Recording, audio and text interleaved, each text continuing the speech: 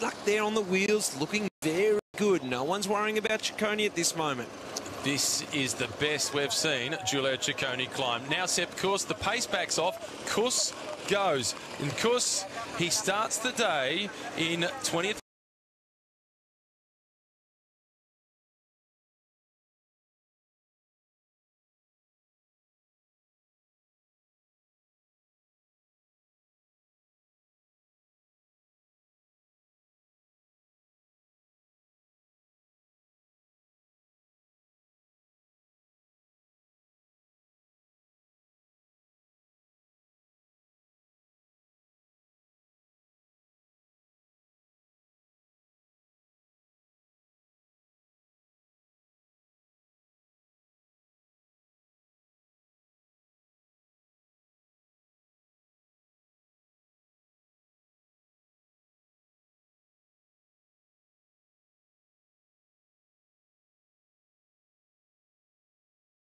In the blue colours, Garcia in the black and red.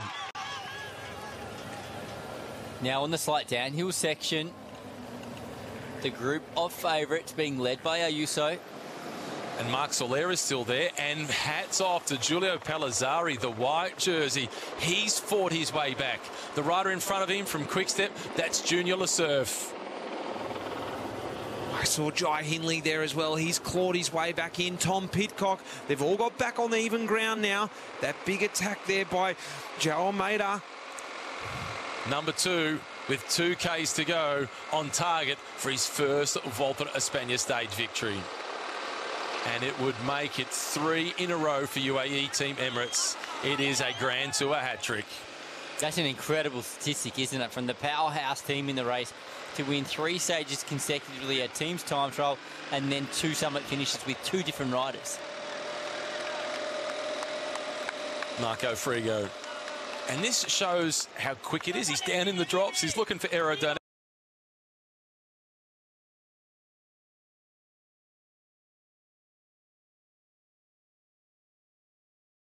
The diminutive American climber, is still in the red jersey group. Torsten Thrun, Jonas Vingegaard, Joao Almeida, Giulio Ciccone, Matej Jorgensen, who's the rider who sets the tempo at the front. And impressively, Marc Soler has fought his way back to this group as well after a huge turn of speed earlier on the climb. He wants to be on hand to support his team leader, Joao Almeida. And Ayuso has done the lion's share of this climb without any fluids on board. That's a lot of climbing with no water. Well, it's all about weight, Matt, and he's concerned about it. He wants to get up the top there, be as light as possible. He can have all the water he wants when he crosses that line. Well, fortunately there for Ayuso as well, it's a flatter stage tomorrow, so he'll be able to recover a little bit more.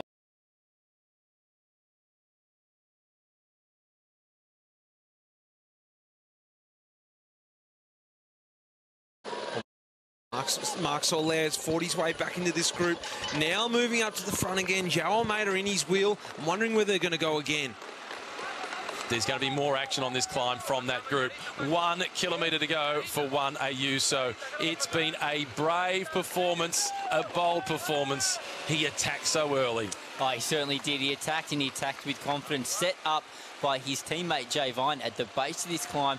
Vine set the tempo. He stayed on the front for the first steep section, and then Ayuso went straight over the top, and they've hardly seen him since. It's been great teamwork out in front from UAE Team Emirates. Jay Vine sacrificing himself in the process, picking up plenty of points in the race for the King of the Mountains jersey. Frigo is going to have to settle for second. Jorgensen sets the tempo. Does Vingegaard attack? And what's Ciccone got left? He's been an animator across the last 2 days. Well, Ayuso, he knew what he wanted this morning when he woke up and he walked down to breakfast. He knew he was going for the stage. Wow, he knows he's got it right now. Look at this. This is a plan that he conjured up this morning, and he's like, I am getting this. We knew the determination when he hit that first climb, and he's kept it all the way through to the finish. On debut in this race in 2022, he made a statement as a 19-year-old, finishing in third position. It was historic.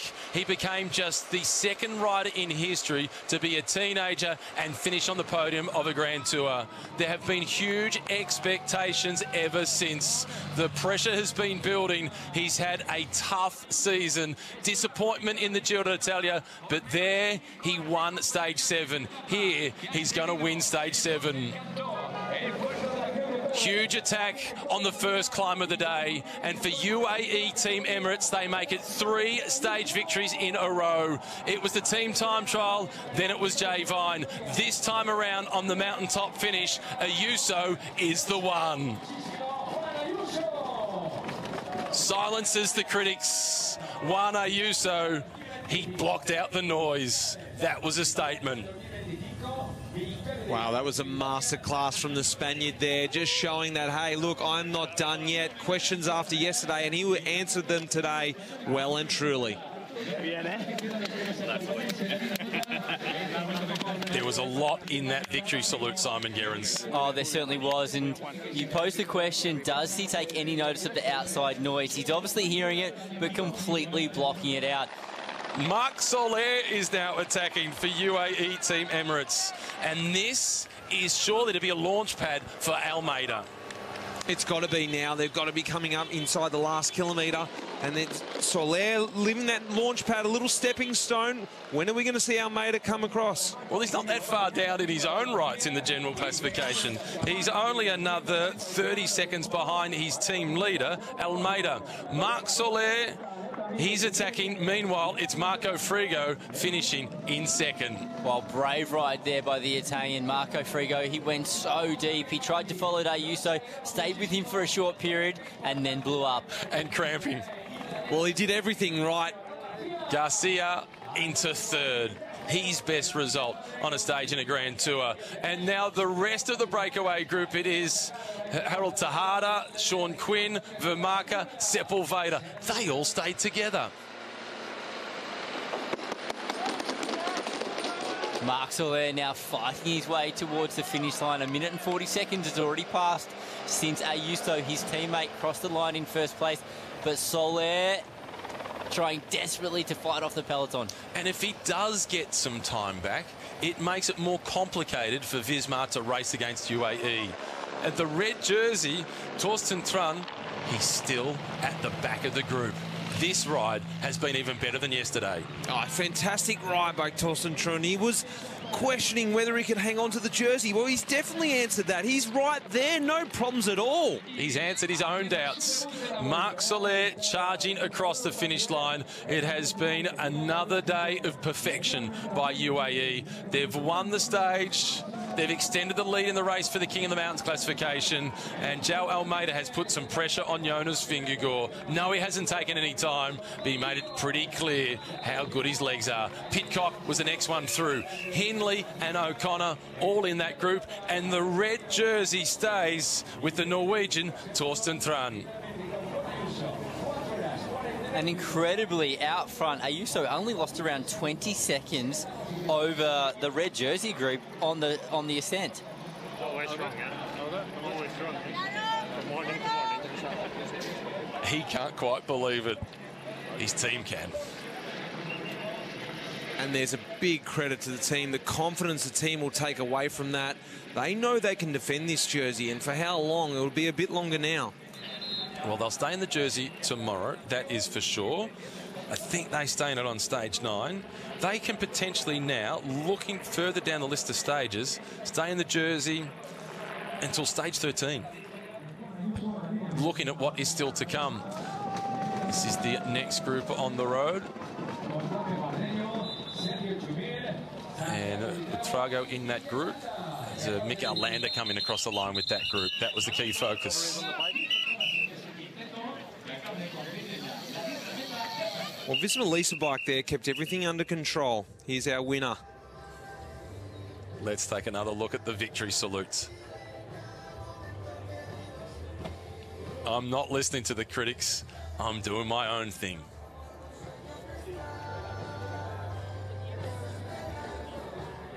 There's got to be some questions about that. Oh, absolutely. I can't wait to hear the story.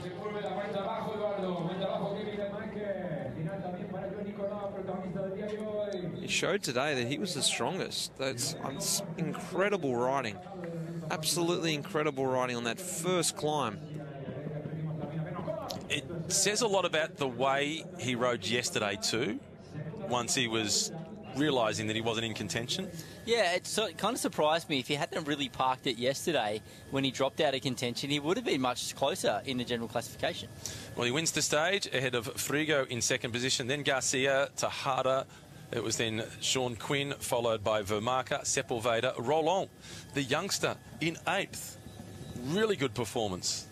Next across the line was Marc Soler. Well, for Roland, first Grand Tour, top 10 on a...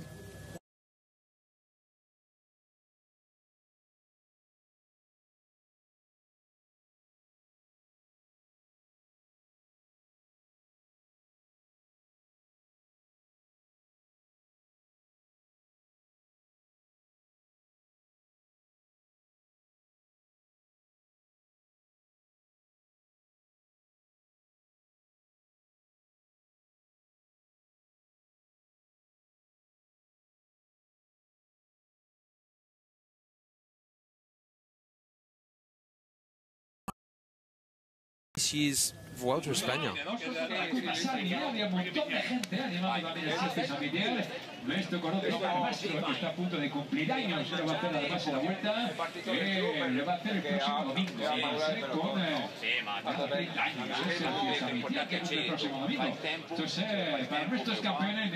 And just like shares, your stocks rise and fall really quickly. Yesterday they're on the fall, today they're back on the rise, and all of a sudden, all the talk about will he leave the team, his market value was shot back up again. And it really just shows his character as well. He took a beating in yesterday's stage and he was under a lot of criticism off the back of it.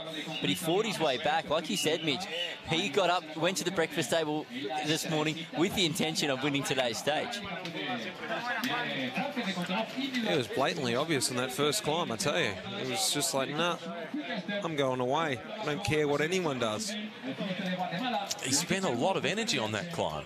It was incredible. It really was. Logically, he should have paid a big price for it. His first participation in the Vuelta in 2022 when he finished in 3rd position overall. The following year, he finished in 4th place. This is his first victory in the Vuelta, stage 7, as it was stage 7 at the Giro. This year, he won Torino, Adriatico, and 2 stages along the way. Last year, he won the Tour of the Basque Country. This guy's 22 years of age. There's some big, big results. That's a good career.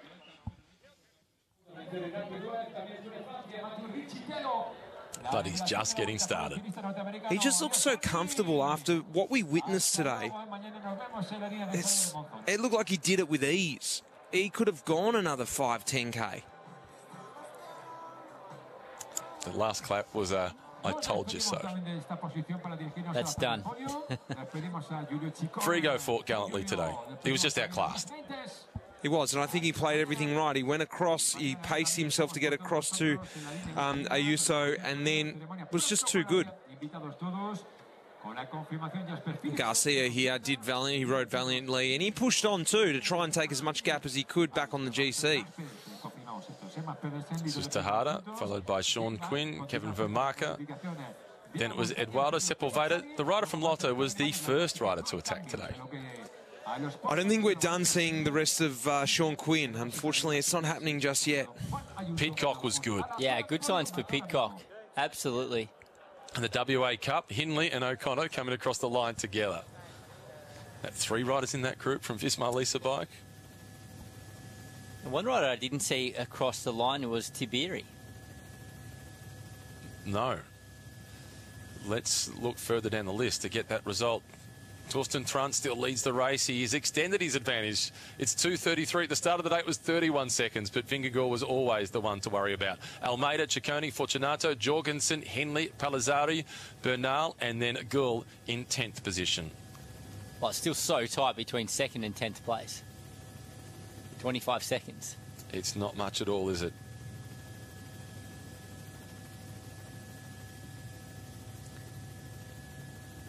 And Looking through the list, Simon, I cannot find Antonio Tiberi yet. Well, it really showed that Torsten Tran is a worthy leader of the Bahrain Victoria's team. He deserves full support of the entire squad. And it will switch to that now. Today, they were hedging their bets. No longer. There was the talk around that Torsten Tran. He prepared specifically, obviously, for this and was at altitude for a month before this race. And his climbing ability had gone through the roof. So he proved that today. It is coming out on the road strongly. Jonas Vingegaard is going to do his warm-down protocol on the ride back down to the team bus.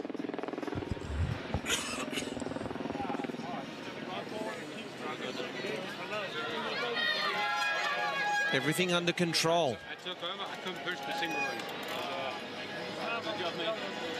Ben Tullett apologising. He doesn't have anything to apologise for.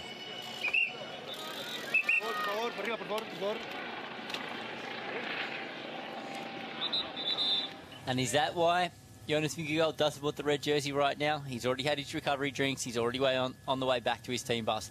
Meanwhile, Torsten Tran will be stuck at the top of this hill for probably another hour. 100% it's why Jonas doesn't want the jersey, and 100% being stuck at the top of the mountain doing all the media is exactly why Bahrain Victorious want Torsten Tran still in the jersey, because they're playing completely different games. Same race, but almost a different sport between the two of them. Every day in red is a bonus for Bahrain Victorious. For Jonas Vingegaard, there's only one red jersey that matters. That's the one in Madrid. Hoy hemos visto al verdadero Juan Ayuso. Bueno, eso creo que ha sido una de mis mejores victorias por la dificultad que ha tenido. El pelotón, especialmente Bisma, no me quería dejar en fuga, entonces he tenido que hacer la primera hora de carrera solo porque sabía que me tenía que ir por patas porque